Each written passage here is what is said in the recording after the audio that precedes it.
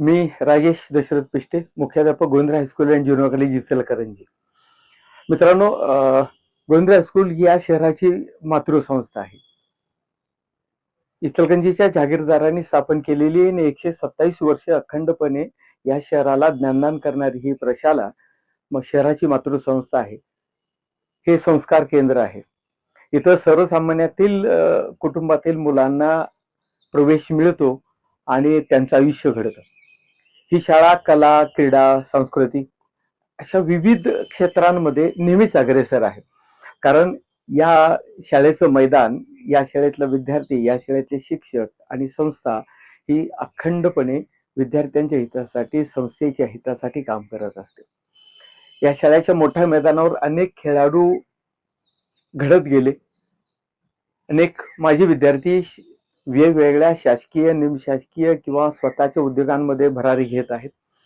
हे सगळं करताना या शाळेनं दिलेलं ज्ञानदानाचं काम, या शाळेनं दिलेले संस्कार हे सगळे कारणीभूत ठरत आहेत. हे सगळं ज्यावेळेला सांगतो त्यावेळेला ही शहराची विकास केंद्र, या शहराचं मातृसंस्था किंवा या शहराची ही संस्कार केंद्र होतं ते आजही कायम आहे. त्यामुळं सर्वसामान्य कुटुंबातील मुलांनी गोविंदराव हायस्कूलमध्ये प्रवेश घ्यावा आणि त्यांचं स्वतःचं आयुष्य अतिशय सुखाने समाधानी करून घ्यावं, अशी एक साधारणपणे धारणा या संस्थेची आहे. कारण या संस्थेचं बोधवाक्य आहे, सत्क्रिया आचरावी. त्यामुळे सर्वच शहरातील विद्यार्थ्यांना गोविंदराव हायस्कूल एक आदर्श केंद्र आहे आणि एक आपली आवडती शाळा आहे, हे मला सांगताना खूप अभिमान वाटतो. या शाळेतून अनेक माजी विद्यार्थी वेगवेगळ्या मोठ्या पोस्टवर आहेत की जे सरकारी सेवेमध्ये आहेत. त्याचबरोबर त्यांनी स्वतःचा उद्योगी व्यवसाय सुरू केलेला आहे. इचलकरंजी या शहराचं हे एक नामाभिमान आहे की या संस्थेमध्ये किंवा या शहरामध्ये इचलकरंजी सारख्या जहागीरदारांनी निर्माण केलेली, स्वतःच्या वडिलांच्या नावानं तयार केलेली ही शाळा आज 127 वर्ष ज्ञानदानाची पताका अखंड महाराष्ट्रभर, अखंड राज्यभर किंवा अखंड देशभर विस्तारते आहे, फडकवते आहे, डौलानं, अभिमानानं सांगते आहे. हे या शाळेचं वैशिष्ट्य आहे. जगातला असा कदाचित एखादा दुसराच देश असेल की जिथं गोविंदराव शाळेतला विद्यार्थी पोहोचला नसेल. का तर 127 वर्ष अखंडपणे ही संस्था, ही शाळा इचलकरंजी शहरातील प्रत्येक कुटुंबातील विद्यार्थ्याला, मुलाला किंवा मुलीला संस्कारित करते आहे. याचं कारणच असं की या शाळेच्या एकंदरीत विकासामध्ये सर्वसामान्य कुटुंबातील मुलांचा किंवा त्या कुटुंबातील येणाऱ्या विद्यार्थ्यांच्या हिताचा, भवितव्याचा आणि उज्ज्वल भविष्याचा विचार या प्रशालेने केलेला आहे. त्यामुळे ही शाळा संस्कार केंद्र आहे, मातृसंस्था आहे आणि या शहराची ओळख आहे. हे या शाळेचं वैशिष्ट्य सांगता येईल. क्रीडा क्षेत्राचा विचार केला तर या शाळेला क्रीडा परंपरेची खूप मोठी उज्ज्वल परंपरा आहे की ज्यामध्ये खूप सारे खेळाडू आज राजकीय सेवा, शासकीय सेवांमध्ये आपल्याला दिसत आहे. त्याचबरोबर संशोधन क्षेत्रामध्ये, उत्पादन क्षेत्रामध्ये माझ्या शाळेचे अनेक विद्यार्थी आज चमकताना दिसत आहेत. ज्या कुटुंबाला कोणत्याही प्रकारची औद्योगिक पार्श्वभूमी नव्हती असे विद्यार्थी इथून शिकून गेल्यानंतर मोठे उद्योगपती झालेले आहेत. आज राजकारणामध्येही इचलकरंजी शहरातील अनेक मातब्बर मंडळी जी आहेत ती मंडळी या शाळेतून शिकून मोठी झालेली आहेत. त्यामुळे हे शाळेचं वैशिष्ट्य सांगता येईल की सामाजिक क्षेत्रांमध्ये पण ही शाळा अग्रेसर आहे. शिक्षणाबरोबरच प्रत्येक कुटुंब सुखाने समाधानी व्हावं अशा अपेक्षेनं हे सुरू केलेलं, जहागीरदारांनी रुजवलेलं आज शैक्षणिक वटवृक्ष खूप मोठ्या जोमानं आणि संस्कारानं फोफावत आहे, याचा मला अभिमान आहे. नमस्कार सर. नमस्ते. आपल्या आजपर्यंतच्या प्रवासाबद्दल थोडीशी माहिती आमच्या प्रेक्षकांसाठी. मी राजेश दशरथ पिष्टे, मी मूळचा कोरुचीचा. माझं प्राथमिक शिक्षण कुमार विद्या मंदिर कोरुची येथे झालं. माध्यमिक शिक्षण रत्नापानांच्या छत्रछायाखाली निर्माण झालेल्या Ratnadeep high school and junior college येथे झालं. महाविद्यालयीन शिक्षक Dattatray Kadam arts science and commerce college Ichalkaranji येथे झालं. व्यावसायिक शिक्षण बीएड ज्याला आपण म्हणतो ते डीकेटीच्या क्रीडा महर्षी मेघनाथ नागेशकर महाविद्यालयातून झालं. आणि त्याच्यानंतर 15 सप्टेंबर 1994ला मी या गोविंदराव हायस्कूलमध्ये रुजू झालो आणि येत्या 31 जानेवारीला मी सेवानिवृत्त होणार आहे.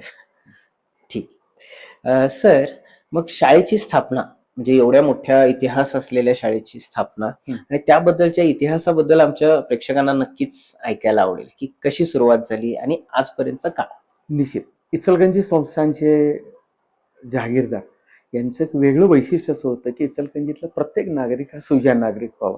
तर 1898 साली त्यांनी आपल्या वडिलांच्या नावानं ही संस्था सुरू केली बरोबर. आणि आज या संस्थेला 127 वर्ष पूर्ण होत आहे. एवढा मोठा इतिहास एवढा आहे. मोठा इतिहास आहे. या शाळेची सुरुवातीचा विचार जर केला तर विद्यार्थी संख्या अगदी 20-25च्या घरात होती, पण बरोबर. आज काही हजारांमध्ये ती संस्था विकसित होते आहे. ह्याचं कारण असं आहे की जहागीरदारांची ध्येय धोरणं खूप महत्वाची होती, खूप उदात्त होती. बरं. कारण एकतर या शहराला कर्नाटकचा भाग जवळ आहे, पीक पाणी खूप सुंदर आहे, त्यामुळे संस्थान काळात विकसित होताना प्रत्येक कुटुंब हे सुखी समाधानी व्हावं, त्यामुळे इथल्या प्रत्येकाला शिक्षण मिळावं म्हणून ही जहागीरदारांनी शाळा सुरू केली आणि त्याचाच या शहराची मातृसंस्था, या शहराचं संस्कार केंद्र म्हणून ही शाळा खूप मोठी होती आहे. बरोबर. त्यानंतर मग स्वातंत्र्यपूर्व काळामध्ये ही शाळा हळूहळू विकसित होत गेली. मग इथल्या लोकांच्या कौटुंबिक परिस्थितीला सुधारणा व्हावी किंवा कौटुंबिक परिस्थितीला आर्थिक भार व्हावा म्हणून महाराजांनी 1904 साली इथं हातमागाचं नूतनीकरण केलेलं बघायला मिळतं. म्हणजे हातमाग जाऊन यंत्रमागाला आणि 1904 पासून मग यंत्रमागाची धडधड वाढायला लागली, तसं खेळतं भाग भांडवल वाढायला लागलं म्हणून महाराजांनी इथल्या जहागीरदारांनी वेगवेगळ्या कुटुंबांना इथं आणून प्रस्थापित केलं, त्यांना आर्थिक पाठबळ दिलं, जागा दिली आणि व्यवसाय सुरू करायला मदत केली. म्हणजे एका बाजूने शिक्षण विकसित होत होतं, दुसऱ्या बाजूने व्यवसाय विकसित होत होता. बरोबर. त्याचबरोबर या शहराला लागलेल्या आजूबाजूच्या शेतीचा विचार महाराजांनी केला, त्यामुळे शेतीसाठीचे काही प्रयोग महाराजांनी केले. पर्यायानं ज्याचा उपयोग प्रत्येक कुटुंब सुखी आणि सदन व्हायला लागले. पण स्वातंत्र्यानंतर मात्र संस्था विलिनीकरण व्हायला लागलं, त्यामुळं स्थानिक लोकांच्या मदतीने ही संस्था चालू झाली. मग त्या काळातले सगळे राजकारणी, मग देशभरात माना कुंभार असतील, देशभरात बाबासाहेब खंजीर असतील किंवा इचलकरंजीतली अनेक मंडळी ज्याच्यामध्ये श्रीपतराव वडिंगे आहेत, रामकाका कुलकर्णी आहेत किंवा माझी जे आमच्या संस्थेचे प्रेसिडेंट होते मदनलालजी बोहरा असतील, कल्पना आव्हाड साहेब असतील, ह्या सगळ्या मंडळींनी ही संस्था, या संस्थेची धोरण आपल्या ताब्यात घेतली आणि मग ही संस्थेचा विकास मोठा मोठा होत गेला. आणि मग या संस्थेला 1970 नंतर ते ऑलमोस्ट जवळजवळ 2000 पर्यंत संस्थेने ह्या 30 वर्षाचा सुवर्णकाळ अनुभवला. कारण व्यावसायिक शिक्षण यायला लागलं, म्हणजे इथं स्त्रियांसाठीचे व्यवसाय सुरू झाले, कार्पेंट्री सुरू झाली, टेक्निकलचे विभाग सुरू झाले. पर्यायानं इथला विद्यार्थी जगण्यासाठी सक्षम व्हायला लागला, कारण तो शिक्षणाबरोबरच व्यावसायिक शिक्षण घ्यायला लागला. आणि पश्चिम महाराष्ट्रातली सगळ्यात जुनी ही शाळा, बरोबर, त्यामुळं तांत्रिक शिक्षण, नियमित शिक्षण याचबरोबर विद्यार्थी सर्वांगाने विकसित व्हावा हाही विकास झाला. पर्यायानं या शाळेमध्ये कुस्तीचा आखाडा होता, ओतकाम होतं, टेलरिंगचं काम चालायचं, टायपिंगचं काम चालायचं. म्हणजे काही नाही असं नाही, काही नाही, म्हणजे जेवढे शिक्षणातले पैलू विकसित व्हायला पाहिजेत तेवढे सगळे पैलू या शाळेमध्ये विकसित होताना दिसत गेलं. त्यामुळे 30 वर्षाचा काळ हा संस्थेच्या दृष्टीनं, शाळेच्या दृष्टीनं आणि शहराच्या विकासाच्या दृष्टीने म्हणाल तर हा मानबिंदू होता. आणि हा इतका 3 दशकांचा काळ हा संस्कारांचा आणि विकासाचा काळ महत्वाचा होता. बरोबर. मला तुम्हाला ते विचारावं आवडेल की सुरुवातीच्या काळात, आता जसं तुम्ही म्हटलात की स्वातंत्र्यपूर्व काळापासून सुरू झालेली संस्था आहे, बरोबर का? त्या काळात अडचणी पण खूप आल्या असतील. अर्थात अशा काही अडचणी ज्या तुम्हाला माहिती आहेत किंवा? आता बघा, त्या काळातला जर विचार केला तर शहरामध्ये पहिली शाळा म्हणजे आदी व्यंकटराव शाळा. बरोबर. कारण व्यंकटेश हे या संस्थानिकांचं स्वतःचं दैवत, बरोबर. त्यामुळे व्यंकटेश नाव तुम्हाला वेगवेगळ्या ठिकाणी बघायला मिळेल. बरोबर.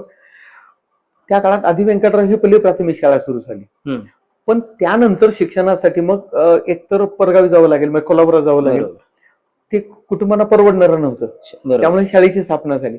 मग सुरुवातीच्या काळांमध्ये एकतर जाती व्यवस्थेचं जोखड खूप स्ट्रॉंग होतं, खूप दणकट होतं. पर्यायानं सर्वसामान्यांच्या मुलाबरोबर इथे शिकायला पाठवणं असंही काही वेळेला अडचणीचं व्हायला लागलं. दुसरं गोष्ट शिक्षक मिळणं, विद्यार्थी संख्या मोठी होणं. कारण चोळकर सरांच्या काळामध्ये अगदी 20-25 विद्यार्थ्यांना घेऊन सुरू झाली शाळा. मग तो जो काळ होता तर एकतर तो आपल्यावर धार्मिक पगडा जास्त होता, समाज व्यवस्था वेगळी होती. त्यामुळे समाजामध्ये एक असं होतं की शिकून काय करायचंय, आणि जुजबी शिक्षण झालं हम्म. तर विद्यार्थी किंवा तो मुलगा कुटुंबाच्या उदरनिर्वाहासाठी व्यवसायात पडायला लागेल किंवा शेतीत काम करायला लागेल. बरोबर. त्यामुळे विद्यार्थ्यांना शिक्षणाकडे आणणं ही अवघड होतं. अवघड गोष्ट होती. बरोबर. बरोबर. त्या काळात शिक्षण व्यवस्थेवर जो पगडा होता तो पगडा सोडून शिक्षण क्षेत्र विकसित करणं हे त्या काळातलं सगळ्यात मोठं आव्हान होतं. बरोबर. त्यामुळे तो जो हो. काळ आहे 10-15 वर्षांचा तो अत्यंत महत्वाचा होता. बर. आता जसं तुम्ही म्हटलात की सुरुवातीच्या काळाला खूप साऱ्या अडचणी आल्या. हो. तुम्ही मगाशीच म्हटलात की सुवर्ण काळ पण अनुभव. हो हो हो. तर त्या सुवर्ण काळाच्या काही आठवणी तुम्ही आम्हाला सांगा.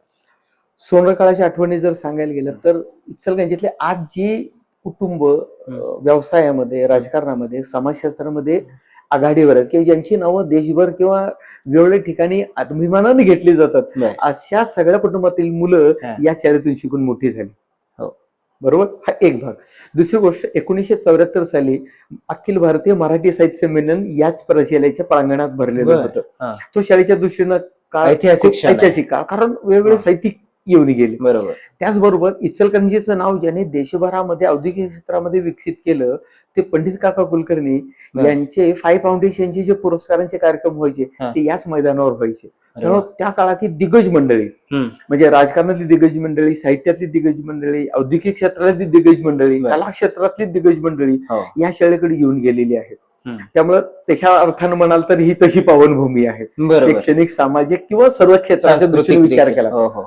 सुवर्णकाळाचा अनुभव जर विचार केला तर एक काळ असा होता की इचलकरंजी शहराच्या परिसरांमध्ये गोविंदराव ज्युनियर कॉलेजला प्रवेश घेणं आणि प्रवेश मिळणं हे अत्यंत अवघड काम होतं. कारण टक्केवारी पाहिजे हा एक भाग होता आणि या कॉलेजला प्रवेश मिळाला तर त्या मुलाचं किंवा त्या विद्यार्थ्याचं भवितव्य उज्ज्वल आहे हे पक्क होत होतं.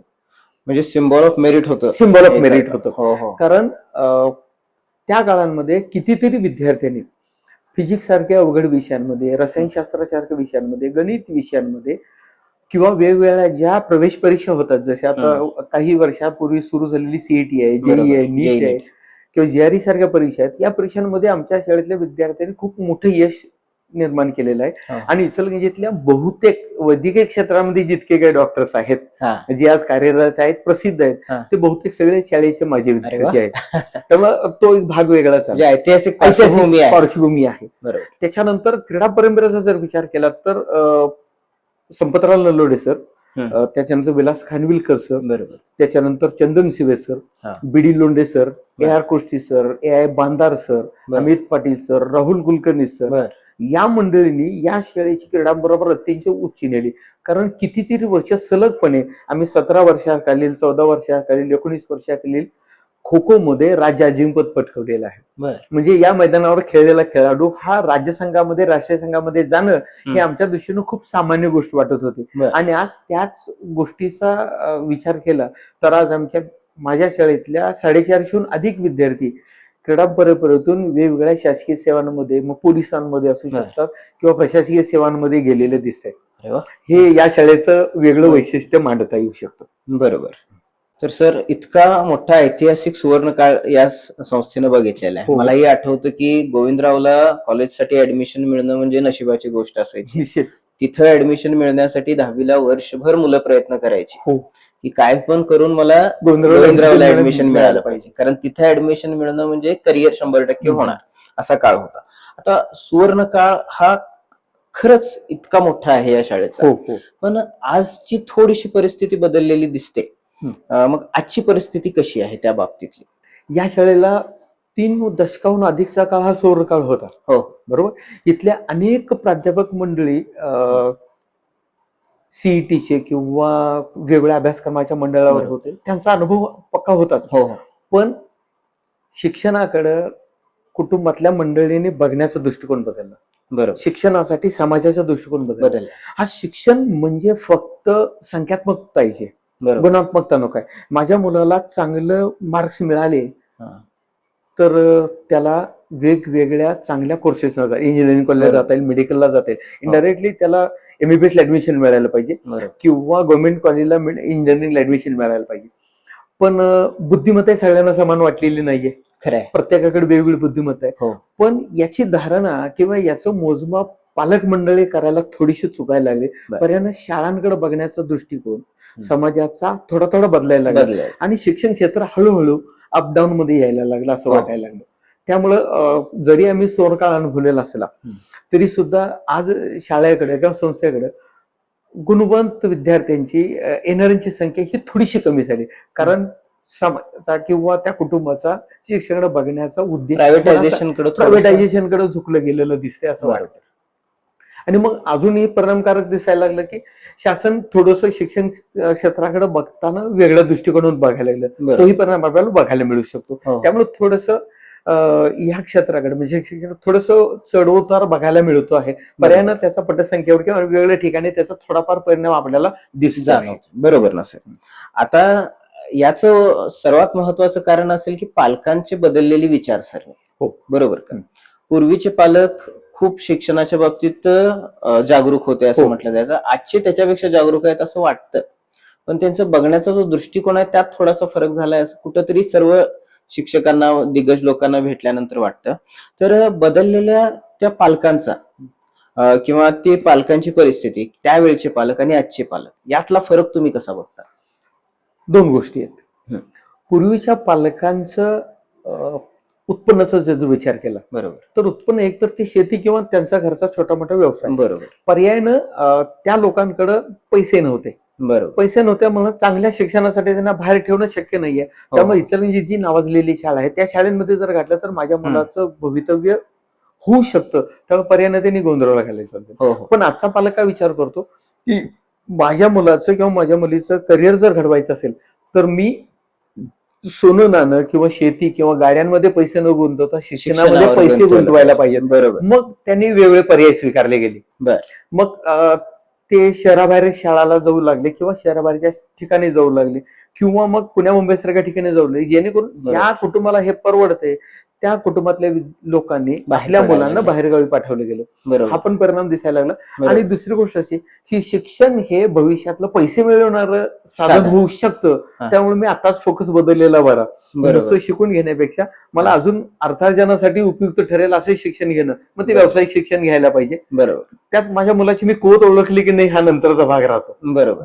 आणि स्पर्धात्मक दृष्ट्या पण ते विचार करायला दृष्ट्या बघायला लागलं तर एकतर मला वाटतं की माझ्या विद्यार्थ्यांना माझ्या मुलांना चांगली गुण मिळवावेत आणि गव्हर्नमेंट कॉलेजला ऍडमिशन मिळावं. बरोबर. पण हे प्रत्येकाला शक्य नाही. मग पर्यायानं तो प्रलोभनांच्या काळांमध्ये अडकला जाऊ शकतो किंवा त्या प्रवाही येऊ शकतो. हो. आणि असं पण झालं की या कालावधीमध्ये शाळेंचे प्रमाण देखील संख्या भरपूर वाढली. अगदी बरोबर आहे. म्हणजे लांब लांब जायची जी म्हणजे बाहेरगावची विद्यार्थी आहेत आता त्यांना त्याच गावामध्ये पण शाळा हायस्कूल्स अवेलेबल व्हायला लागले. अगदी बरोबर.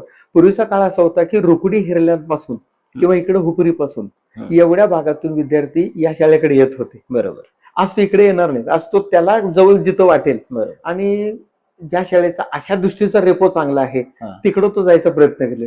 आणि पालकांना आपण हेच नाही सांगू शकले तुम्ही इकडेच ऍडमिशन घ्या. बरोबर. त्यामुळे पालकांचा उद्देश पण आपल्याला बघायला लागतो की त्यांची भावना काय आहे या संदर्भात, शाळा संदर्भात किंवा शिक्षणासंदर्भातली भावना. बरोबर की. आता मला पालकांच्या बद्दल आपण बोललोच. आता मला विचारायला आवडेल की विद्यार्थ्यांमध्ये पण खूप बदल झाले. पूर्वीचा विद्यार्थी कसा होता, कारण तुम्ही तो काळ पण अनुभवलेला आहे, आणि आजचा विद्यार्थी कसा आहे, किती फरक आहे दोघांच्या मध्ये? मूलभूत असं होतं की पूर्वीचे शिक्षण हे संस्कारांचे शिक्षण होतं. बरोबर. विद्यार्थ्याला आपल्या आई वडिलांबद्दल, आपल्या वडीलधाऱ्या लोकांबद्दल, शिक्षणाबद्दल, शिक्षकांबद्दल, शाळेबद्दल किंवा संस्थेबद्दल आणि शहराबद्दल आणि शेजाऱ्यांबद्दल सगळ्यांबद्दल आपुलकीने आत्मीयता होती, भावनिकता होती. बरोबर. आजचा विद्यार्थी हा थोडासा मानसिक दृष्ट्या प्रॅक्टिकल झालेला दिसतो, प्रगल्भ झालेला दिसतो. त्याच्या लक्षात येते की मला जिथं फायदा आहे त्या लोकांशीच माझी मैत्री असायला पाहिजे. मला जिथं उपयोग ठरणार आहे अशाच ठिकाणी मी फक्त जायला पाहिजे. बरोबर. मला जे फायद्याचं ठरेल, उपयुक्त ठरेल आणि जे मला आज घडीला उपयुक्त ठरणार आहे किंवा मला अप्रतिशत उपयोगाला येणार आहे अशीच नाती मी डेव्हलप करणार. बरोबर. दुसरी गोष्ट, तो शिक्षणाकडे अभ्यासाकडे बघताना पाठ्यपुस्तका पलीकडचं बघायचा विचार करतोय. त्यामुळं शाळांमध्ये मी फक्त पास होणं आणि व्यावसायिक दृष्ट्या जे शिक्षण आहे, स्पर्धा परीक्षा त्याच्याकडे मी जास्त फोकस करणं. मग भले मग त्याच्या ते कुटुंबाला परवडतंय नाही परवडतंय असा विचार नाही केला गेला. पण तो विद्यार्थी इतका त्या दृष्टीनं व्यावसायिक विचार करू लागला की तो मैत्री करताना किंवा कॉलेज निवडताना किंवा अन्य काही गोष्टी करताना स्वतःचा स्वार्थ, स्वतःचा फायदा जिथं आहे तिथपर्यंत जवळ आला. आणि यांना काही गोष्टी बदललेली कुटुंब पद्धती पण ठरू शकते. बरं. कारण पूर्वीची एकत्रित कुटुंब पद्धती होती, हो. अनेकांचे विचार ऐकायला लागत होते. इथं मात्र फक्त आई वडिलांनी मीच ऐकणार आहोत किंवा आम्हीच बरोबर. निर्णय घेणार आहोत. हा. तोही परिणाम आपल्याला शिक्षणाचा बघायला झालेला मिळतो. बघायला मिळतो आहे. आणि तो खूप मोठा खूप परिणाम मोठा आहे. परिणाम आहे. कारण पूर्वीच्या लोकांना विचारलं तर ते सांगायचे म्हणजे त्यांनी जो स्कूल शाळा अनुभवलेली आहे बरोबर. ते त्याचा दाखला द्यायचा. बरोबर की आता जसं तुम्ही म्हटलात की गोविंदराव हायस्कूल आहे की एवढा मोठा इतिहास आहे याचा, की सांगणारा पालक नक्कीच तिथून शिकून गेलेला नक्की म्हणेल खरं. की तिथली शिस्त चांगली आहे, तिथं संस्कार चांगले देतात, तर बरोबर. तिथं जा. पण आज असं झालंय की विद्यार्थीच सांगतो मला कुठं जायचं. त्याला अजून एक गोष्ट होती की पूर्वी एखाद्या विद्यार्थ्याच्या करिअर संदर्भात पालक शिक्षकांचं मत विचारात घ्यायचे. हा. समाजातला शिक्षण मोठा झालेला आहे, बर. जो यशस्वी आहे त्याच्यावर विचार की बाबा मी माझ्या मुलाचं करिअर कशात कुठं करायचं. आणि मग तो सल्ले द्यायचा. बरोबर. पण आज तसं होत नाही. आज सल्ले त्यांना सहज उपलब्ध आहेत. हो हो हो. त्यामुळे शाळा घरापर्यंत आले. करेक्ट चौफेर झालेत. चौफेर झाले. प्रायव्हेटायझेशन मुळे Privatization प्रत्येक मुळे. पालकाला एका मुलासाठी 50 Correct, कॉल्स correct, येतात, correct, 50 correct. शाळेतून येतात. अगदी बरोबर आहे. बरोबर. तो काळ आहे. तो काळ आहे. बरोबर. आता मला या विद्यार्थ्या संदर्भातच आपला विषय झाला. पूर्वीचे विद्यार्थी, आताचे विद्यार्थी तुम्ही खूप छान सांगितले. पण आता मला विचारायचं की कोरोनामध्ये 2019, 20, 21 साली 3 वर्ष कोरोनाचे गेले. बरोबर. आता कोरोना काळात शिक्षण पद्धतीच बदलली. करेक्ट. ज्याची सर्वात जास्त भीती वाटायची मोबाईल, तो आपल्याला त्यांच्या हातात द्यावा लागला. करेक्ट. ठीक आहे. आता मग मला विचारायचं आहे की सर, कोरोनाच्या आधी काय विद्यार्थ्यांची मानसिकता असायची किंवा कसे असायचे विद्यार्थी, आणि कोरोनाच्या नंतर मुलांमध्ये काय काय बदल झाले? कोरोनाच्या पूर्वीचा काळ जर विद्यार्थ्यांचा विचार जर केला तर विद्यार्थी शाळेत वर्ग अध्यापनामध्ये मग्न असायचा. बरोबर. स्वाध्याय करणं, वाचन करणं, स्वतःच्या नोट्स काढणं, स्वतःची प्रश्नोत्तर निर्माण करणं बरोबर. आणि शंका समाधानासाठी शिक्षकांपर्यंत पोहोचणं हा काळ होता. बरोबर. शिक्षकांचा धाकी होता. बरोबर. शिक्षकांची गुणवत्ताही होती. बरोबर. याचा अर्थ आज नाही असं नाही होत. बरोबर. कोरोनाच्या काळांच्या अगोदरच्या काळांमध्ये शिक्षक विद्यार्थी अभ्यासपूर्ण संवाद चांगला गोष्टी असायचा. सांगत जायचं. बरोबर. कारण तांत्रिक साधनं त्यावेळेला त्या मानानं कमी वापरली जात होती. हो. पण कोरोनाच्या काळानं जगाचा चेहरा मोहरा बदलला आणि सगळ्यात जास्त जी क्रांतिकारक बदल ज्याला आपण म्हणू तो शिक्षण क्षेत्रात झाला. बरोबर आहे. कारण 92-94 पासून मोबाईल आपल्यासोबत घोंगवायला लागला. हो हो. त्याच्यानंतर कोरोनाच्या काळामध्ये ज्याच्यापासून आम्ही विद्यार्थ्यांना दूर ठेवायचा प्रयत्न करतो तो मोबाईल शैक्षणिक साधन म्हणून त्यांच्या हातात द्यावा लागला. बरोबर. बरं, ह्यात 2-3 गोष्टींचा विचार करावा लागला. शिक्षकांना हे माध्यम नवीन होतं. बरोबर. त्यामुळे शिक्षकांनाही ऑनलाईन शिक्षण पद्धती स्वीकारावी लागली. बरोबर. कारण विद्यार्थी समोर नाहीत, विद्यार्थी वेगळ्या कुटुंबांमध्ये आहेत, वेगवेगळ्या पार्श्वभूमीत आहेत आणि वेगवेगळ्या मानसिक अवस्थांमध्ये आहेत. अशा काळात विद्यार्थ्यांना शिक्षणाबद्दल जागरूक ठेवणं, शिक्षणाच्या प्रवाहात त्यांना प्रवाहित ठेवणं हे अवघडीचं काम होतं. बरोबर. त्यामुळे शिक्षण बदललं. शिक्षण देताना तांत्रिकदृष्ट्या वेगवेगळे ऑनलाईन प्लॅटफॉर्म्स विद्यार्थ्यांसमोर उपलब्ध झाले. पर्यायानं त्याला मोबाईलचा वापर हा अतिरिक्त शिक्षणासाठी मला करता येऊ शकतो याची जाणीव कुठेतरी व्हायला लागली. बरोबर. 3 वर्षाचा कोरोनाचा काळ गेला. बरोबर.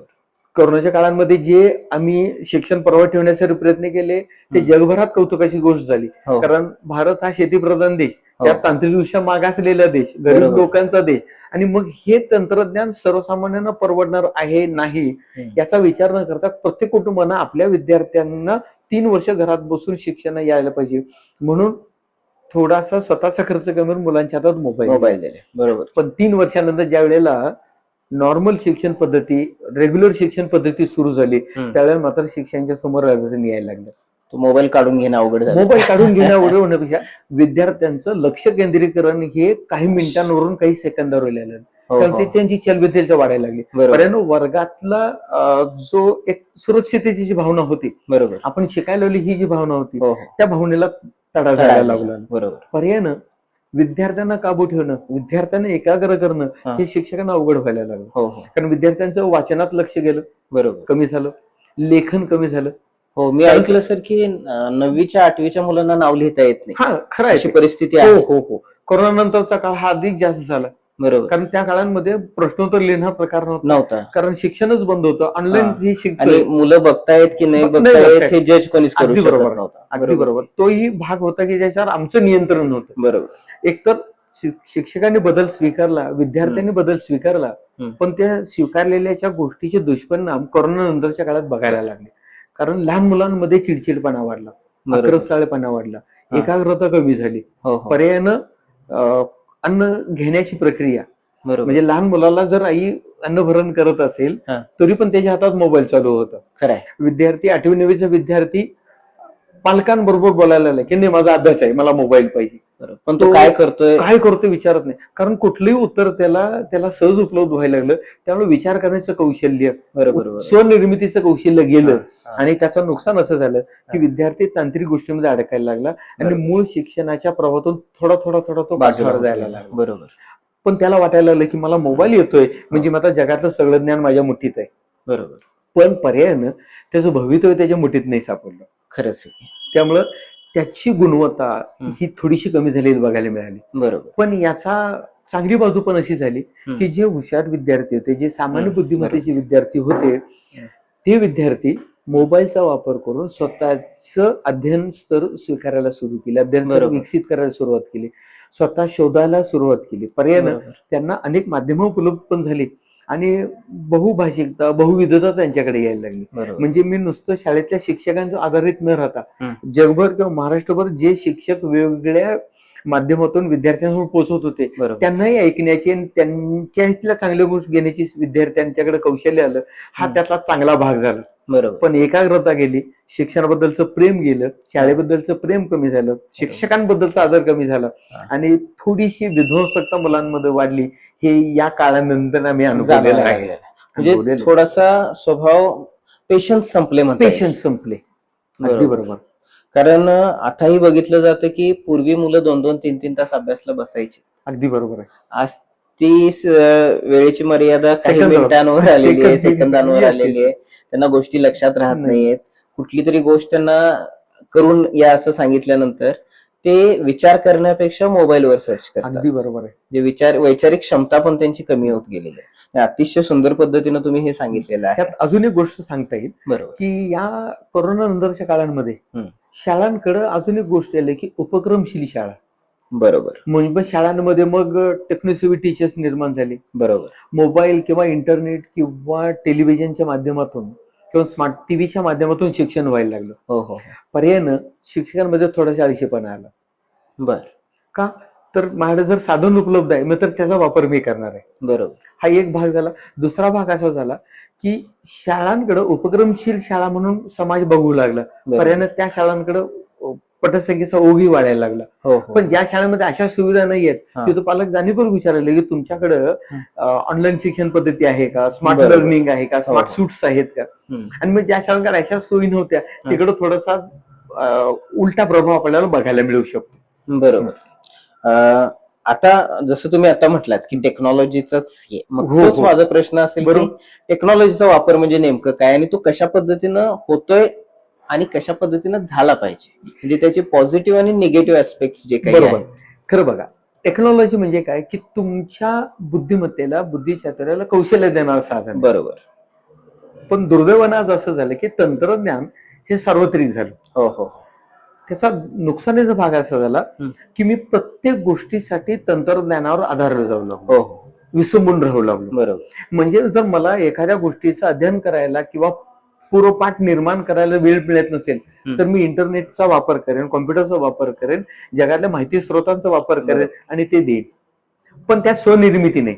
हा, स्वनिर्मिती नाही. स्वनिर्मिती नाही. बरोबर. म्हणजे जे एखाद्याने केलेलं आहे ते काम मी वापरायचंय. बरोबर. म्हणजे मग थोडासा आळशीपणा यायला लागला. बरोबर. स्वयं अध्ययन करणं, स्वतःचे नोट्स निर्माण करणं, विद्यार्थ्यांच्या दृष्टीनं मला कोणत्या घटकांवर फोकस करायला पाहिजे असा विचार न करता मी सगळाच पाठ ऑनलाईन शिकवायला चालू केला. बरोबर. पर्यायानं तो एक पाठीपणा आला.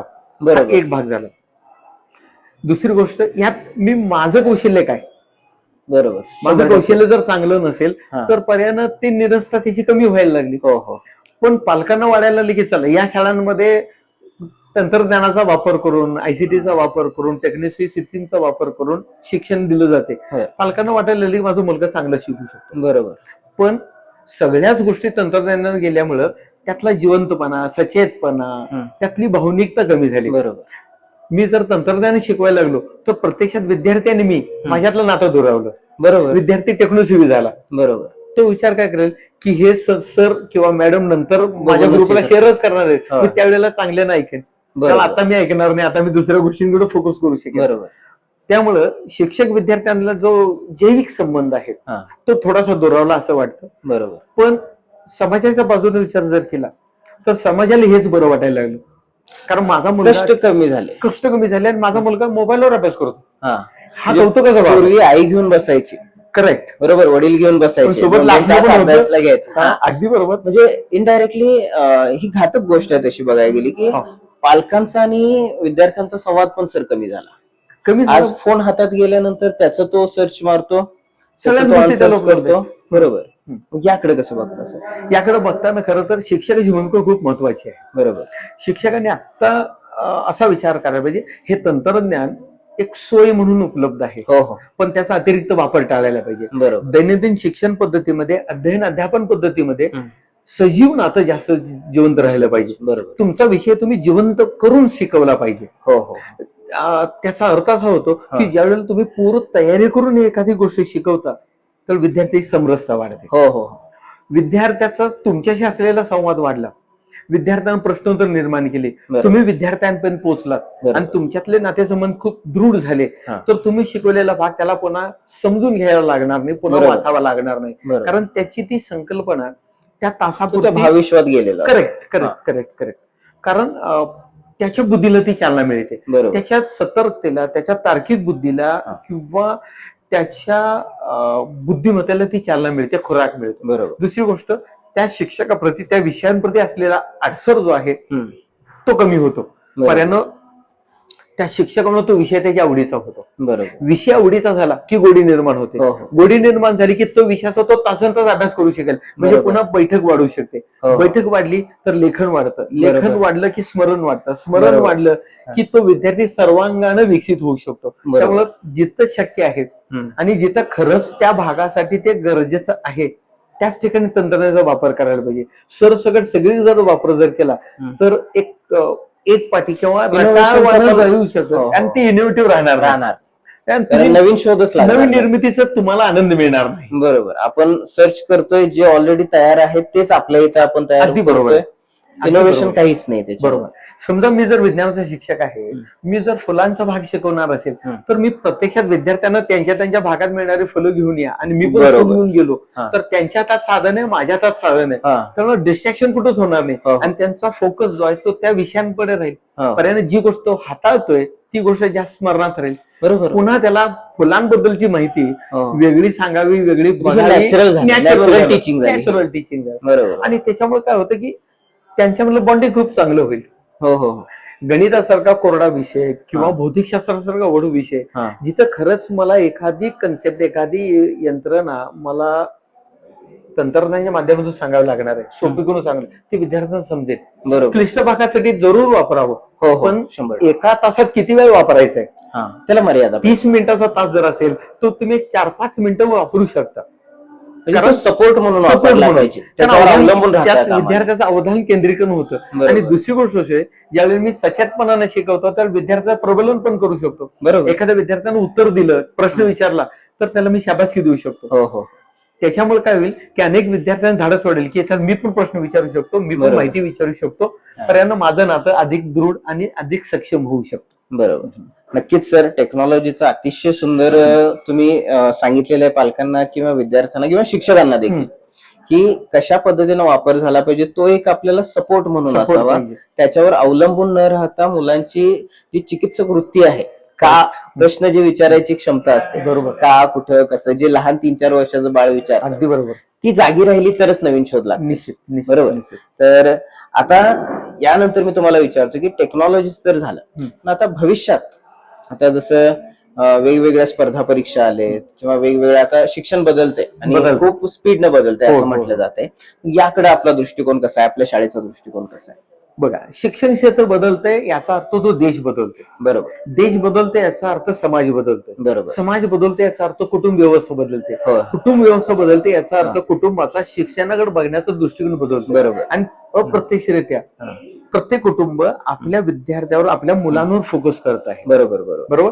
येणारा काळ हा कृत्रिम बुद्धिमत्तेचा काळ आहे, बरोबर आधुनिक तंत्रज्ञानाचा काळ आहे. बरोबर जो जास्त तंत्रज्ञानाचा विकसित वापर करेल तो देश जास्त पुढे जाईल, एका बाजूला आपण म्हणतोय. बरोबर पण दुसऱ्या बाजूला त्या देशाचा स्नेहार्थपणा, आपलेपणा, ओलेपणा, भावनिकता सांस्कृतिक किंवा सांस्कृतिक भाग जो आहे, बरोबर आणि त्याचबरोबर आनंदी जीवनशैली, हा याला ते मारक ठरेल, समाधानी.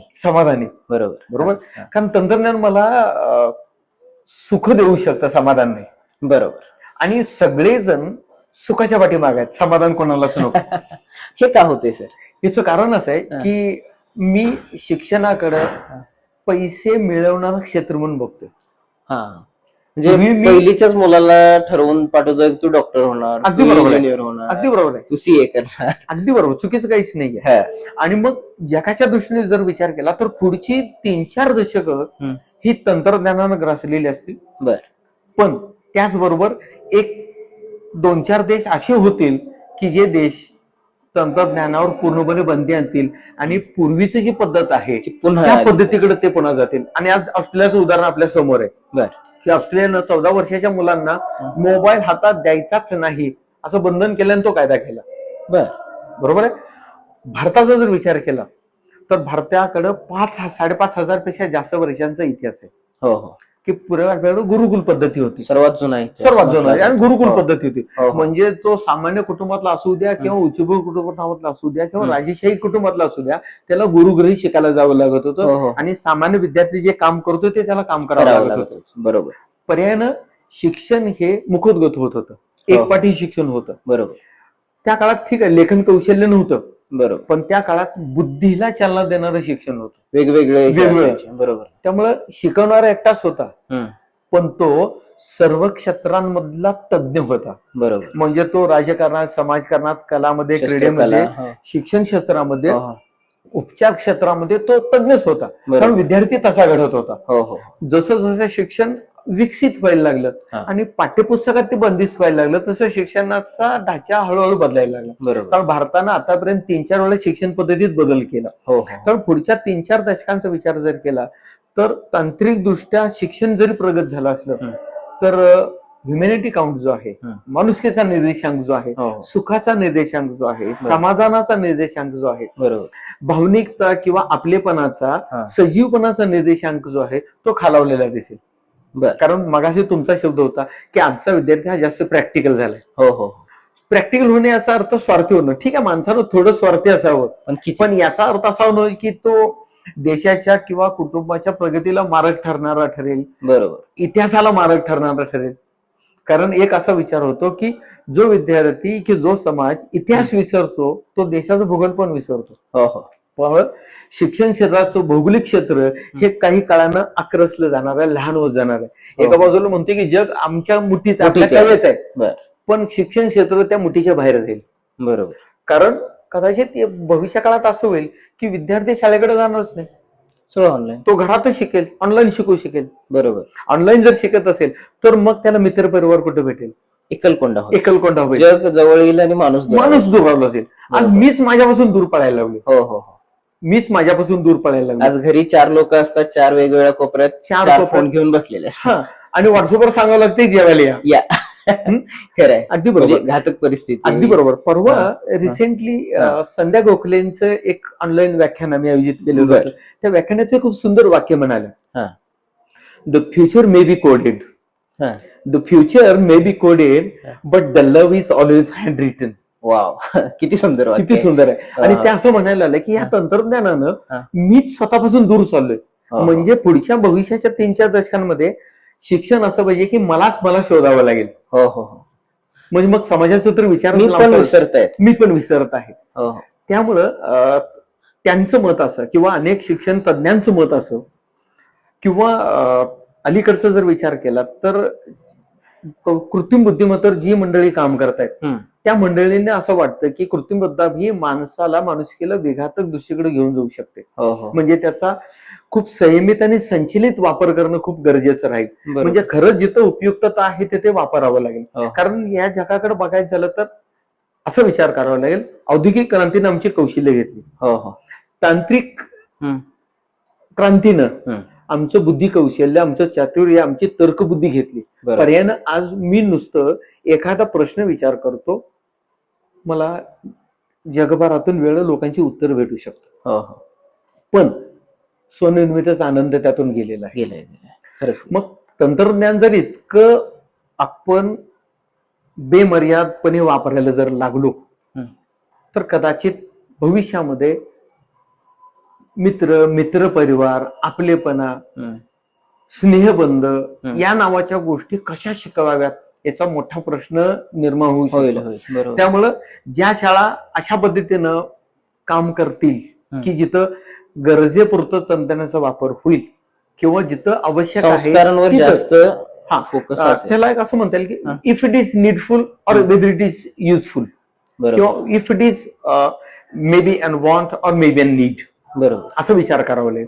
गरज आहे की आवश्यकता आहे ते ओळखणं हे पालकांच्या हातात आहे, ते ओळखणं शिक्षकांच्या हातात आहे. बरोबर. ते शिक्षण संस्था चालकांच्या हातात आहे की आपण या गोष्टीला किती प्राधान्यक्रम द्यायला पाहिजे. बरोबर. प्रायोरिटीचा विचार जर केला तर भविष्यामध्ये पुरोगामी शिक्षण देणं हे जास्त चांगलं ठरू शकेल. बरोबर. कारण आजचा विद्यार्थी लेखन कौशल्य विसरतो. म्हणजे ट्रेंड बदलेल, परत ट्रेंड बदलेल. बरोबर. आता टेक्नॉलॉजीकडे चाललोय, काही वर्षांनी हे नकोसं वाटेल. अगदी बरोबर. आपली गुरुकुल पद्धत किंवा तत्सम त्या काळाची पूर्वीची भारतीय शिक्षण पद्धती भारतीय जगभरानं स्वीकारली. बरोबर. त्याच्याबद्दल विचार करावाच लागेल. बरोबर. आणि ती वैचारिक मांडणी शिक्षण क्षेत्रामध्ये आमूलाग्र बदल घडवू शकते असं माझं वैयक्तिक मत आहे. कारण मी 3 दशकांमध्ये विचार केला तर 1994चा विद्यार्थी, 2004चा विद्यार्थी, 2014चा विद्यार्थी आणि कोविड नंतरच 2024-25चा विद्यार्थी हा प्रचंड मोठा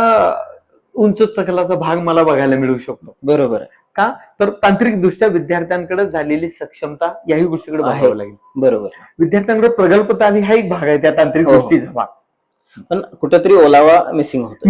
निश्चित आहे, निश्चित. आणि ते शिक्षकांना जाणवत असतं, कोरडेपणा जाणवत असतो. खरंच की. म्हणजे मी मध्येच एक कार्यक्रमात बोलत होतो त्यावेळी एक दिखाऊ बोललो की दिखाऊपणाचं विश्व वाढलंय. बरोबर. स्टेटस दाखवण्यात जास्त इंटरेस्ट आहे क्रिएट करण्यापेक्षा. अगदी बरोबर. त्याला 2 गोष्टी आहेत. शिक्षण क्षेत्रामध्ये असे काही लोक आहेत की ज्यांना प्रसिद्धी आणि प्रदर्शनच करायचंय. बरोबर. मग ते प्रसिद्धी आणि प्रदर्शनासाठी वेगवेगळ्या मार्गांचा अवलंब करतात. बरोबर. आणि आपण नेहमीच लाईमलाईट मध्ये प्रकाश होतात राहायला पाहिजे असा विचार करतात. पण याच्यातून त्यांच्यातला शिक्षकी आत्मा किंवा आत्मिक प्रगल्भता जी आहे ती कुठंतरी झाकोळली जाते असं वाटते. पर्यायानं विद्यार्थी पण झाकोळला जातो. बरोबर. कारण माझ्या 50-60 पटसंख्येच्या तुकड्यांमध्ये सगळे विद्यार्थी 90-100% असणार नाही. काही 40-50% आहेत, काही त्याच्या काठावरचे आहेत. त्या विद्यार्थ्यांना मला सोबत घेऊन जायचंय.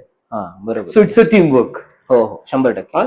टीमवर्क जर करायचं असेल तर ज्याच्याकडे कुशाग्र बुद्धिमत्ता आहे आणि ज्याच्याकडे सामान्य बुद्धिमत्ता आहे या दोघांमध्ये दरी पण कमी करायला पाहिजे. ते शिक्षणाचं काम आहे. आणि तंत्रज्ञान इथं फेल ठरतंय. तंत्रज्ञानाला ही दरी कमी करता येत नाही.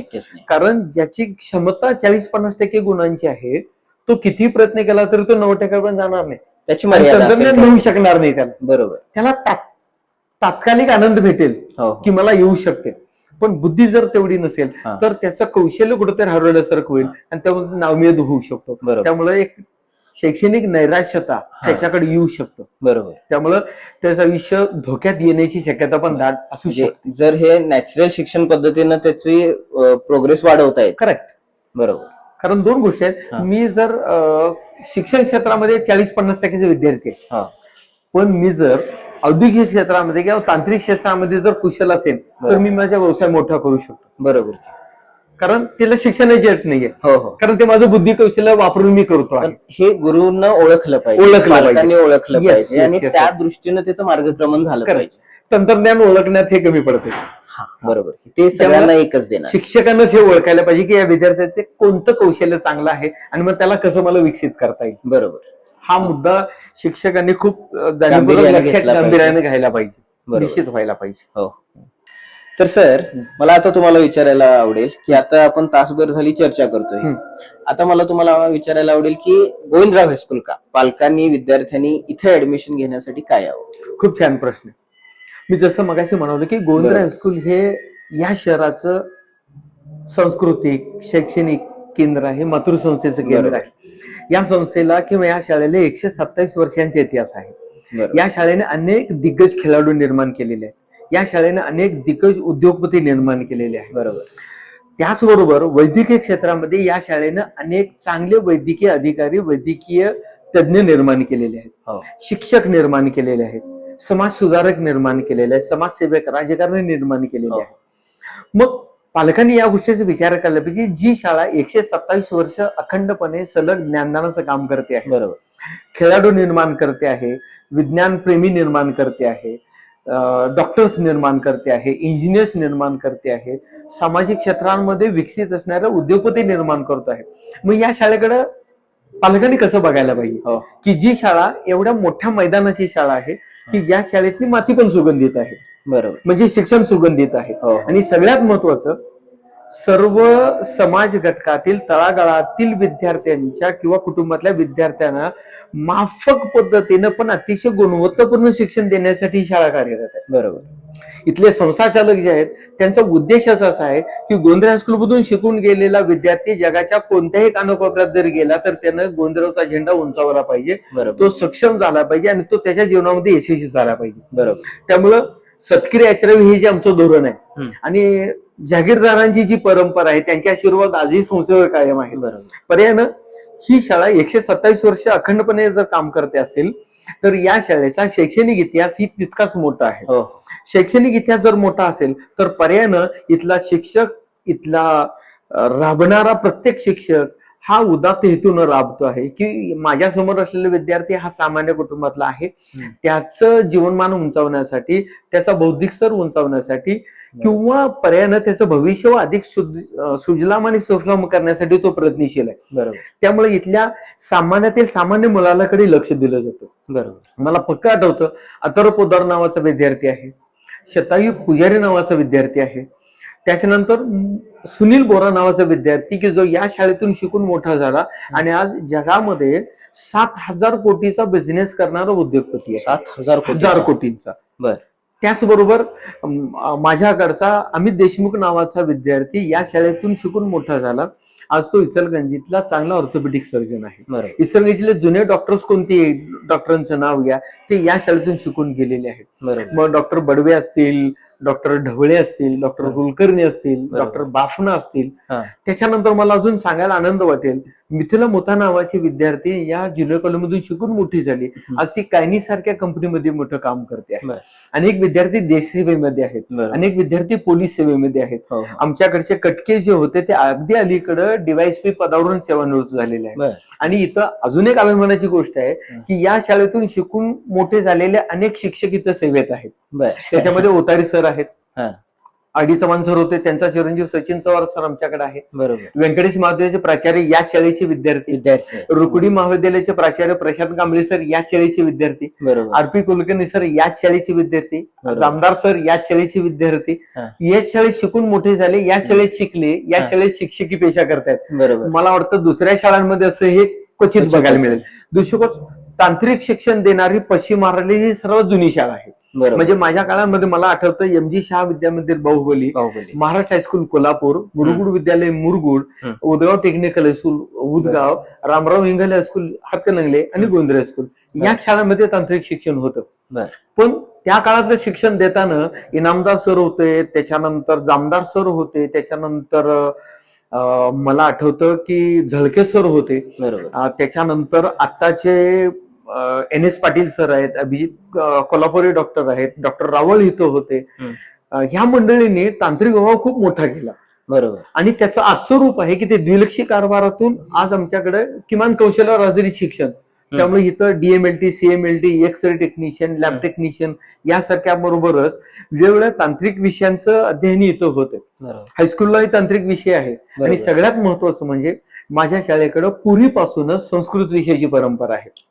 त्यामुळे गौरव खतकर सारखा विद्यार्थी ज्यानं 100 पैकी 100 गुण मिळवले, त्याचा अभिमान निश्चित मला वाटतो. ऋषिकेश कांबळे सारखा विद्यार्थी आज तो कोब्रा सारख्या स्पेशल सिक्युरिटी गार्ड सारख्या संस्थांमध्ये काम करतो आहे. शिरडोनचा कांबळे नावाचा विद्यार्थी अलीकडेच मार्कोस कमांडो म्हणून स्वीकारला गेलेला आहे. बर अनेक पोलीस दलामध्ये विद्यार्थी स्वीकारले गेले. याचा अर्थ असा होतो की इथं तळागाळातल्या सर्वसामान्य कुटुंबातल्या विद्यार्थ्याचे भवितव्य घडवलं जातं. बरोबर तर शिक्षण हे अतिशय उत्तम आहे, गुणवत्तापूर्ण आहे आणि हो. सगळ्यात महत्वाचं म्हणजे हम्म. इथं जिथं गरज आहे तितक्याच गरजेचं तांत्रिक शिक्षण आम्ही देतोय. बरोबर सचेत शिक्षण, जाणीवपूर्वक शिक्षण, भावनिक शिक्षण आणि शिक्षक आणि विद्यार्थ्याचं सजीव नातं देण्याचं काम ही शाळा करते आहे. त्यामुळे पालकांनी निश्चित विचार करावा की या शाळेकडे माझ्या विद्यार्थ्याचं भवितव्य चांगलं होऊ शकतं, त्यामुळे या शाळेत प्रवेश घेणं आणि या शाळेचा माझे विद्यार्थी म्हणून गौरव केला. बरोबर 1998-99 या शाळेनं शताब्दी महोत्सव साजरा केला. बर या शाळेला त्या काळातल्या अनेक दिग्गजांनी भेट दिली बरोबर आणि शाळेबद्दल गौरवोद्गार काढले. हो. आज अशी अवस्था आहे की जगभरातल्या कोणत्याही कोपऱ्यांमध्ये जर गेलो तर आपल्याला या शाळेतला विद्यार्थी भेटतो. बरोबर त्यामुळे प्रशासकीय सेवा असेल, शासकीय सेवा असतील, वेगवेगळ्या सरकारी खात्यांमध्ये आमची शाळेचे विद्यार्थी चमकताना दिसतात. याचं श्रेय या शाळेचे संस्थापक, आता जे ध्येय धोरण राबवती मंडळी आहेत त्या लोकांकडे जाऊ शकतं. अजून एक मला नाव सांगायला आवडेल, पॉप्युलर कंपनी जी आहे, जी हिरो होंडा कंपनी आहे किंवा ट्रेंडी व्हील सारखी कंपनी आहेत, या कंपनीचे जे मालक आहेत उदय लोखंडे साहेब, जे या आता संस्थेचे उपाध्यक्ष आहेत, ते या शाळेचे माझे विद्यार्थी आहेत. बर राहुल खंजिरे, राहुल आवडे या शाळेतून शिकून गेले. पण तोही अभिमान आम्हाला निश्चित आहे की शाळेतला एक विद्यार्थी एवढ्या मोठ्या पदावर जाऊ शकतो. बरोबर म्हणजे आज असंख्य नावं घेतील की ज्या प्रत्येक कुटुंबात एकतरी विद्यार्थी या शाळेतून शिकून मोठा झालेला दिसतो आणि तो उद्योगपती झालेला आहे. बरोबर या शाळेचा अभिमानाची गोष्ट अशी आहे की या शाळेनं सर्वसामान्य मुलांपासून ते उच्च कुटुंबातील मुलांनाही विकसित करण्यामध्ये मोलाचं सहकार्य दिलेलं आहे आणि हे या शाळेचं वैशिष्ट्य आहे. तर पालकांना मी एक शिक्षक म्हणून निश्चित विनंती करेन की तुम्ही गोविंदरावचा निश्चित विचार करावा. कारण सर्वसामान्यांची मुलं जर शिकत असेल तर आमची मुलं भरकटणार नाहीत. ती भविष्याबद्दल अधिक सजगतेनं काम करतील आणि इथला शिक्षक हा सचेत होऊन, भावनिक होऊन विद्यार्थ्यांची नातेसंबंध निर्माण करतोय. कारण शिक्षण हे अधिक सजगतेनं, अधिक भावनिकतेनं आणि अधिक प्रेमप्रमाणे या शाळेमध्ये प्रवाहित होताना दिसत आहे. हे मला निश्चित अभिमानानं सांगावं लागेल. नक्कीच सर. मला सांगायला अजून अभिमान वाटेल की या शाळेमध्ये वेगवेगळे शासकीय किंवा शिक्षण क्षेत्राला उभारी देणारे कार्यक्रम झाले.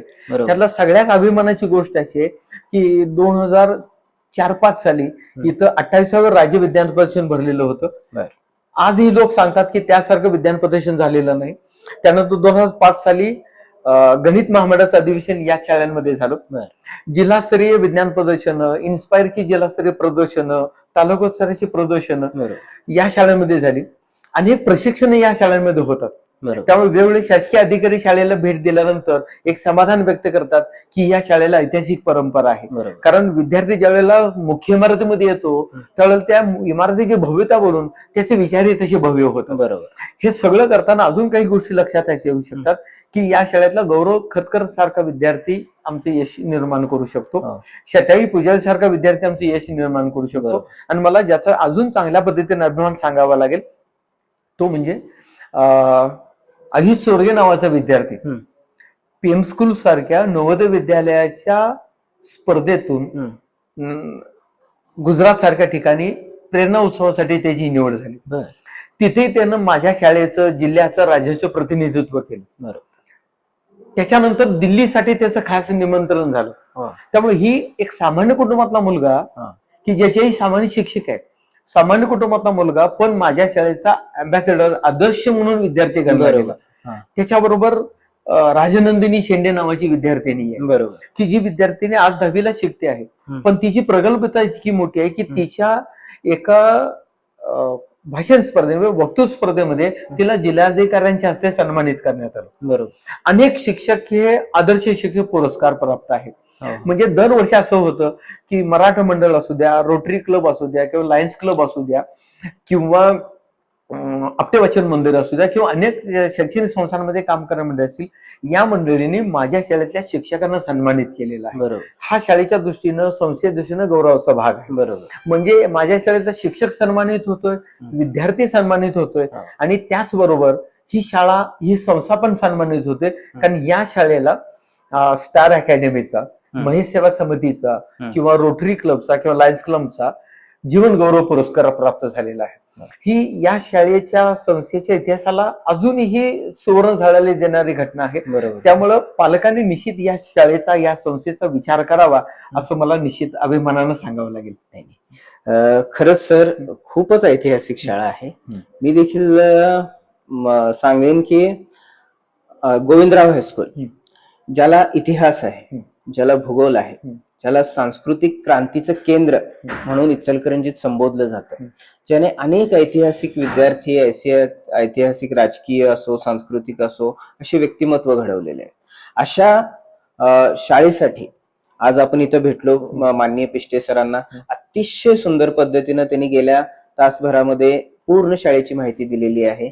मुलांमध्ये, पालकांमध्ये किंवा आता नवोदित शिक्षकांमध्ये काय अभाव आहे किंवा काय केलं पाहिजे याच्याबद्दलचं मार्गदर्शन त्यांनी आपल्या अनुभवातून केलेलं आहे. मी नक्की पालकांना, विद्यार्थ्यांना किंवा अनेक जणांना जे शिक्षणाकडे बघतायत पॉझिटिव्हली, त्यांना सांगेन की एकदा या शाळेला येऊन नक्की भेट द्या. याचा भव्य इतिहास आहे, तसाच भव्य फ्युचर देखील घडवण्याचं त्यांनी आश्वासन देत आहेत. तर जाता जाता सर, मला तुम्हाला हे विचारायचं आहे की आम्ही जो हा उपक्रम सुरू केलेला आहे, ज्याच्यामध्ये जसं तुमची एक ऐतिहासिक परंपरा असलेली शाळा आहे, पण लोकसंख्या इतकी वाढलेली आहे किंवा शाळा जागोजागी झालेल्या आहेत, त्यानंतर असं झालंय की पालक तिथपर्यंत पोहोचत नाहीये. ठीक आहे, त्यांना पाहिजे आहे त्या सर्व गोष्टी शाळांमध्ये असतात, एक एक शाळांमध्ये असतात, पण ते माहिती नसल्यामुळं त्यांचं कुठंतरी रस्ता चुकतो किंवा काहीतरी वेगळ्या गोष्टी होतात, खर्चा शैक्षणिक वाढत जातो. यासाठी आम्ही एक प्लॅटफॉर्म ओपन केलेला आहे, ज्याच्यामध्ये आपले युट्यूब चॅनेल जे गोड्स ऑफ एज्युकेशन या नावानं प्रचलित आहे. या युट्यूब चॅनेलवर अशा वेगवेगळ्या शाळेंच्या, संस्थांच्या ज्यांचं ऐतिहासिक कामगिरी केलेली आहे, अशांची पॉडकास्ट रिलीज करतोय. त्यांची माहिती सर्वांपर्यंत पोहोचवण्याचा एक प्रामाणिक प्रयत्न करतोय, जेणेकरून मुलांमध्ये, पालकांमध्ये जागृती व्हावी. ठीक आहे, आणि चांगल्या चांगल्या संस्था त्यांना मिळाव्या त्यांच्या मुलांचं भविष्य घडवण्यासाठी. तर असा हा आमचा एक प्रामाणिक प्रयत्न आहे. त्या प्रयत्नाबद्दल तुमचं म्हणणं कसं? अगदी बरोबर. कोरोना नंतरच्या काळामध्ये अशा तांत्रिक सुविधा सहज उपलब्ध झाल्या, वेगवेगळे ऑनलाईन प्लॅटफॉर्म उपलब्ध झाले. बरोबर. पर्यायानं समाजातल्या चांगल्या गोष्टी शाळापर्यंत पोहोचल्या. बरोबर. शाळेतल्याही चांगल्या गोष्टी समाजापर्यंत, पालकांपर्यंत जर पोहोचल्या तर प्रत्येक शाळेला आवश्यक असलेली पटसंख्या मिळू शकते. बरोबर. दुसरी गोष्ट, प्रत्येक शाळेची शैक्षणिक ओळख, गुणवत्तेची ओळख ही तुमच्या माध्यमातून समाजाला होतात. जसं मी मगाशी म्हणालो की बहुतांश शाळा ह्या प्रदर्शन आणि प्रसिद्धी यासाठीच काम करतात. बरोबर. पण ज्या शाळा तळागाळातल्या विद्यार्थ्यांना घेऊन काम करत असतात, त्यांना प्रदर्शन आणि प्रसिद्धीला वेळ मिळत नाहीये. बरोबर. कारण पालक एवढा व्यस्त आहे की त्याला शाळेकडे पालक मिटिंगला यायला वेळ नाहीये. जर तुमच्या माध्यमातून आम्ही जर समाजातल्या वेगवेगळ्या स्तरांपर्यंत जर पोहोचलो, म्हणजे मोठ्या जनसंख्येसमोर जर पोहोचलो, तर माझ्या शाळेत चालणारे वेगवेगळे शैक्षणिक उपक्रम, विद्यार्थ्यांच्या हितासाठी, विद्यार्थ्यांच्या उज्ज्वल भविष्यासाठी केले जाणारे प्रयत्न, माझ्या शिक्षकांची भूमिका, माझ्या शासन विभागाची भूमिका, शिक्षण विभागाची भूमिका, संस्थेची भूमिका, आणि शिक्षक आणि विद्यार्थी यांच्यामधली भूमिका ही जर विकसित करायची असेल तर असे ऑनलाईन प्लॅटफॉर्म खूप उपयुक्त ठरतात. आणि मला निश्चित अभिमानानं सांगावं, आनंदानं सांगावं लागेल की तुमच्यासारखी जागरूक मंडळी शाळांना जागरूक करतायत, शाळांना प्रसारित करतायत, शाळांना प्रक्षेपित करतायत. खरं तर प्रसारित होणं वेगवेगळ्या माध्यमातून करता येऊ शकतं, बरोबर, पण प्रक्षेपित होणं याच्यासाठी आपले माध्यम हे अत्यंत परिणामकारक आणि प्रभावी आहे. कारण आजकाल ही व्याख्यानांच्या माध्यमामध्ये ऑडिओव्हिज्युअलची सोय जास्त असते. म्हणजे मला नेमकेपणानं काय मांडायचं आहे ते मी एका चित्रात सांगतो. कारण बरेच जण म्हणतात की एक चित्र 100 शब्द सांगू शकतो. त्यामुळे तुम्ही जे काय करता आहात ते माझी शाळा किंवा माझ्या शाळेतली संवेदना, माझ्या शाळेतली भावनिकता, विद्यार्थ्यांच्या बद्दलची असलेली आपुलकी किंवा आमच्या शाळेमध्ये चालणाऱ्या विविधांगी उपक्रमांचं प्रक्षेपण तुम्ही समाजापर्यंत कराल. समाज या दृष्टीनं या शाळेकडे बघण्याचा त्यांचा दृष्टिकोन बदलू शकतो. पर्यायानं या शाळेची प्रसिद्धी पूर्वीपासूनच आहे, कारण या शाळेला 127 वर्षांचा इतिहास आहे. जनमानसात रुळलेली ही शाळा आहे. कोणाला विचारलं तर पहिल्यांदा नाव गोविंदराव घेतलं जातं. हे जसं ज्यावेळेला होईल त्यावेळेला तुमच्या माध्यमातून आम्ही ज्यांच्यापर्यंत पोहोचू शकलो नाही त्यांच्यापर्यंत तुम्ही पोहोचणार आहात. पर्यायानं हा टर्नआउट जो आहे तो टर्नआउट वाढू शकतो आणि पर्यायानं माझ्या शाळेची प्रसिद्धी माझ्या शाळेची ख्याती, माझ्या शाळेची गुणवत्ता पोहोचू शकते. बरोबर. हे जरी प्रसिद्धीचं किंवा प्रदर्शनाचं माध्यम जरी असलं तर तुमचा हेतू शाळेतील चांगल्या गोष्टी प्रक्षेपित करणं आहे. हो हो. त्यामुळे समाजाकडूनही तुमचं कौतुक होणं गरजेचं आहे. बरोबर. आणि माझ्यासारख्या शिक्षण क्षेत्रामध्ये 3 दशकं काम करणाऱ्या शिक्षकाला निश्चित वाटू शकतं की अशा मंडळींनी पुढाकाराने यावं बरोबर. आणि वेगवेगळ्या शाळांना प्रक्षेपित करावं. बरोबर. मी असं म्हणत नाही की फक्त माझी शाळा हो, प्रक्षेपित हो. करावी. बरोबर आहे. बरोबर. मग जसं इचलकरंजीतली सर्वात जुनी शाळा आहे आदी व्यंकटराव आहे बरोबर. किंवा 2 नंबरची शाळा आहे हो हो. की ज्या शाळा आज मोठ्या झाल्या किंवा हो. जसं माझी सिस्टर कझन गंगामाई हा. गर्ल्स हायस्कूल आहे, हो. व्यंकटराव हायस्कूल आहे, बरोबर. आंतरभारती आहे, सरस्वती हायस्कूल आहे, हो, हो. मथुरा हायस्कूल आहे आणि कबनूर. सगळ्यात जुनं शासनाचं शाहू हायस्कूल आहे हो हो. किंवा डीकेटीचं इचलकरंजी हायस्कूल आहे, नारायणमाळा बरोबर. आहे, शापूर हायस्कूल आहे किंवा मनेरे हायस्कूल आहे, कबनूर हायस्कूल. कबनूर हायस्कूल हो. आहे, जवाहरनगर हायस्कूल आहे, अशोकराव जमलेंचं अशोक हायस्कूल, हिराराम हायस्कूल आहे. बरोबर. या शाळाही प्रक्षेपित व्हाव्यात की बरोबर. या शाळांमध्ये चांगलं काय माझ्यापर्यंत पोहोचावं आणि माझ्यातलं चांगलं काय वेगवेगळ्या शाळेपर्यंत पोहोचावं. बरोबर. कारण माझ्या शाळेची परंपरा मोठी आहे हो हो. की या शाळेतला विद्यार्थी वेगवेगळ्या क्षेत्रामध्ये चमकतोच आहे. हो हो. पण इतर शाळांमध्ये वेगवेगळं काय चालतंय तेही मला कळायला पाहिजे. बरोबर. बरोबर. म्हणजे मग 2 गोष्टी होतील. हम्म. शाळा पण प्रक्षेपित होईल आणि शाळेतला चांगला होतकरू आणि क्रियाशील शिक्षकही समाजापर्यंत पोहोचेल. बरोबर.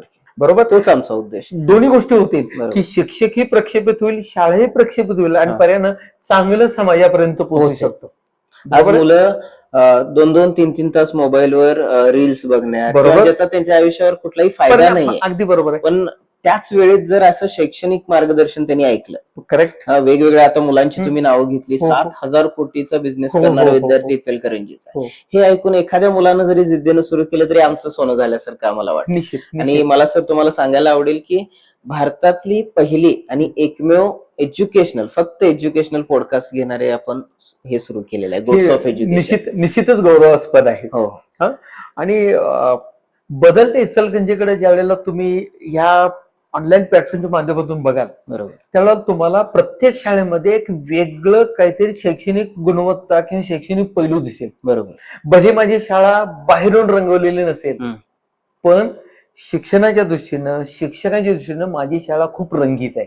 बरोबर. माझा विद्यार्थी इथं मैदानावर आल्यानंतर त्याच्या अंगातल्या सगळ्या कला इथं तो दाखवतोय. बरोबर. त्यामुळं मला माझा विद्यार्थी माझा इथला शैक्षणिक सांस्कृतिक भाग जो आहे, संस्कार जो भाग आहे तो निश्चितच उज्ज्वल आहे. आणि मला निश्चित मनानं सांगावं लागेल की ज्या शाळेतलं मैदान जिवंत आहे, हम्म. ज्या शाळेतलं माती जिवंत आहे, हम्म. त्या शाळेत संस्कार जिवंत राहतील. बरोबर. जिथं संस्कार जिवंत राहतील तिथं शाळा जिवंत राहील. हा. शाळा जिवंत राहिली तर विद्यार्थी जिवंत राहील. हा. विद्यार्थी जिवंत राहील तर समाज जिवंत राहील. समाज राहिला तर राष्ट्र हम्म. जिवंत राहील. पर्यायानं पुन्हा एकदा भारत हा चांगल्या गुणवत्तेचा शिक्षण देणारा देश, कृषीप्रधान देश, पण मूलभूत चिकित्सक शिक्षण देणारा देश म्हणून जगासमोर येऊ शकतो. बरोबर. आणि एपीजेंच्या स्वप्नातील जो भारत आहे 2047चा भारत, हम्म. तो असाच विकसित होऊ शकतो. नुसतं हम्म. तंत्रज्ञानाने विकसित होणार नाही हम्म. किंवा नुसतं कृत्रिम बुद्धिमत्तेचा वापर करून होणार नाही. हम्म. तो तुमच्याकडे जे काही स्वतःच इनबॉर्न स्किल आहे, बरोबर. ब्लडबॉर्न स्किल आहे, त्याचा उद्योग, त्याचा उपयोग तुम्ही तुमच्या उद्योगांमध्ये, उद्योग क्षेत्रामध्ये किंवा ज्या क्षेत्रामध्ये तुम्ही जाणार आहात, त्या क्षेत्रामध्ये तुम्ही करू शकाल असं निश्चित वाटतं.